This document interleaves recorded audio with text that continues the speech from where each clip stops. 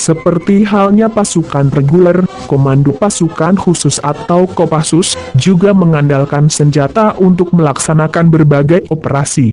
Tentunya, senapan yang digunakan berbeda dari tentara pada umumnya. Sehingga dipilih senjata yang mampu dibawa ke medan-medan berat, sekaligus ringan dibawa. Sejak pertama kali dibentuk, Kopassus diberikan berbagai senjata khusus. Salah satunya senapan AK-47, yang terkenal bandel dan disukai pasukan gerilyawan di dunia. Tak hanya itu, senapan Uzi buatan Israel ini menjadi andalan saat Kopassus menjalankan operasi pembebasan sandera dalam sebuah pembajakan pesawat Garuda Indonesia di Whyalla, Thailand. Meski ada yang menyebut saat itu sebagian besar justru menggunakan MP5. Berikut senjata-senjata legendaris yang pernah dan masih dipakai Kopassus dari masa ke masa. Yang pertama ada Uzi. Ini Uzi, atau bernama internasional MP2, merupakan jenis senjata mesin ringan yang menyerupai pistol. Senjata ini dikembangkan sejak 1949 dan mulai digunakan militer Israel sejak tahun 1954. Titik berat senjata ini terletak di atas grip pistol. Perubahan massa berat senjata saat ditembakkan relatif kecil. Alhasil, saat ditembakkan dengan salvo panjang pun kestabilannya tetap terjamin. Menembak dengan senjata ini boleh dikatakan sama tenangnya dengan menembakkan pistol jenis otomatis seperti FN 9mm, bahkan mungkin lebih tenang. Peluru yang dipergunakan adalah Parabellum 9x19 mm dengan magasin mulai dari isi 25 peluru sampai 32 peluru.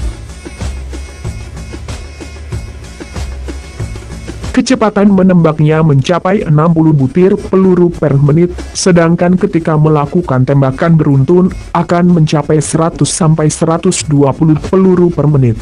Jarak menembak otomatis mencapai 100 meter dan akan meningkat ketika melakukan tembakan salvo hingga 200 meter. Karena keefektifannya dalam menembak, senjata ini pernah digunakan Kopassus dalam operasi pembebasan sandera di Whyalla, Thailand. Dalam misi tersebut, Korps Baret Merah ini berhasil menembak mati 3 dari 5 orang teroris dan melukai pemimpinnya. Sedangkan sisanya ditembak mati saat terdorong keluar pesawat. Senjata yang kedua, Bren. Senapan Bren merupakan jenis senapan mesin ringan SMR buatan Inggris tahun 1930-an dan sempat dipakai hingga tahun 1991. Senapan ini mulai terkenal berkat daya gempurnya selama berlangsungnya Perang Dunia II dan sempat dipakai dalam Perang Korea maupun Perang Falkland. Sebenarnya, Bren adalah versi modifikasi dari senapan mesin ringan ZDV Z26 buatan Cekoslowakia yang diuji Angkatan Darat Inggris selama kompetisi senjata api pada tahun 1930-an. Bren tahap selanjutnya kemudian menggunakan magazin peluru box melengkung yang khas, pelindung pijar kerucut dan laras rubah cepat. Senjata ini dibawa Inggris yang tergabung bersama pasukan sekutu ke Indonesia tak lama setelah kekalahan Jepang. Senapan ini digunakan tentara Allied Forces Netherlands East Indies untuk menghadapi para pejuang kemerdekaan, termasuk peristiwa 10 November 1945 di Surabaya. Kopassus yang baru terbentuk pada 1953 membutuhkan sejumlah senjata untuk mendukung operasi-operasi mereka. Alhasil, Bren menjadi salah satu senjata andalan saat menghadapi pasukan pemberontak di seluruh tanah air. Selanjutnya ada senjata AK-47. Avtomat Kalashnikov 1947 atau AK-47 merupakan senjata terbaik yang pernah dibuat Uni Soviet semasa berlangsungnya Perang Dingin. Banyak pihak yang menyebut desain AK-47 mirip dengan senapan serbu buatan Nazi Jerman yang dikenal dengan nama STG-44.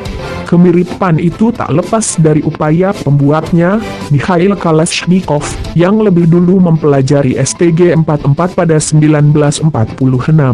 AK-47 memiliki banyak keunggulan, salah satunya tidak pernah macet meski tercebur ke dalam lumpur sekalipun. Alhasil, senapan ini sangat disukai para gerilyawan, teroris, dan tentara di banyak negara. Diperkirakan 100 juta senjata ciptaannya telah tersebar di seluruh dunia. Senjata ini sempat jadi senapan serbu tentara Indonesia. Hubungan mesra antara Indonesia dan Uni Soviet membuat ribuan pucuk senjata AK-47 mengalir ke Indonesia tahun 1960-an. Saat itu, hanya pasukan elit yang dapat jatah AK-47. Komando Pasukan Khusus, yang dulu bernama Resimen Para Komando Angkatan Darat, atau RPKAD adalah salah satunya. Senjata ini memang bisa diandalkan, AK-47 dikenal bandel dan jarang sekali macet.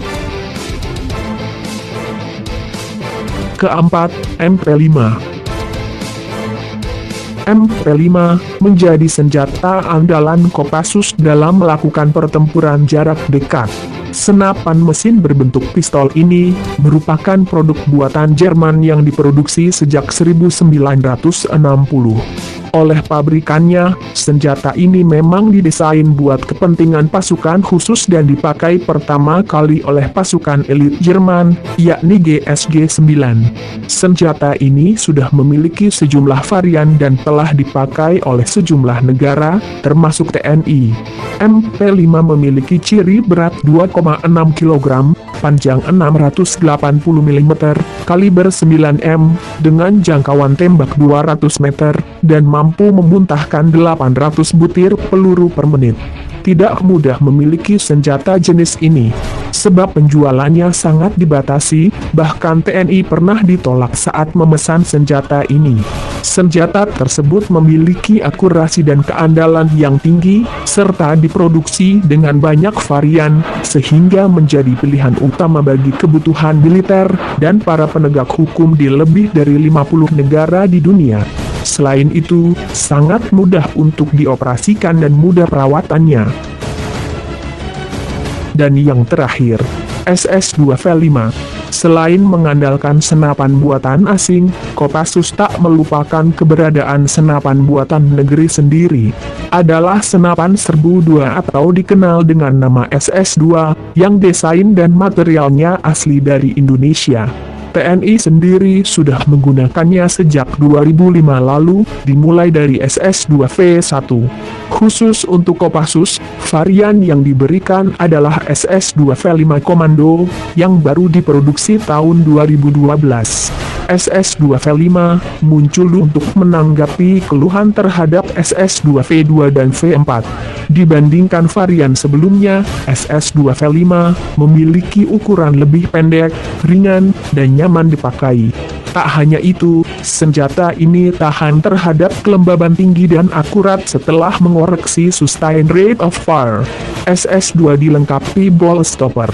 Ketika peluru habis ditembakkan, petembak tidak perlu mengukang kembali senjata untuk pengisian magazin.